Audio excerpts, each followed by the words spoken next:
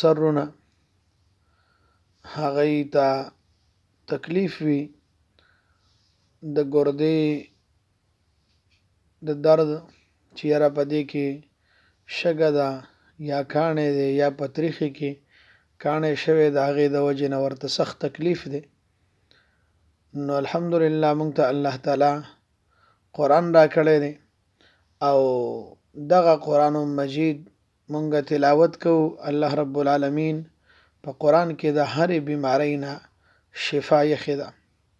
نو په هغې کې د سورة بقره آیات وَإِنَّ من الحجارة لما يتفجر منه الأنهار وإن منها لما يشقق فيخرج منه الماء وإن منها لما يهبط من خشية الله وما الله بغافل عما تعملون.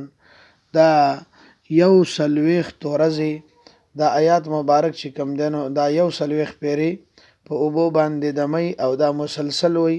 الله تعالی به دې بیمار لا شفای کامل ورکي.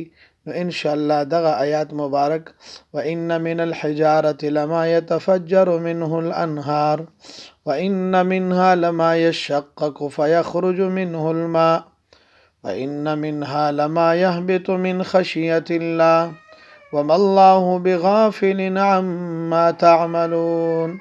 دا آیات په اوبو باندې دموي او داس کوي ان شاء الله. الله به زر چې کوم دنو شفای کامل درکې تاسو له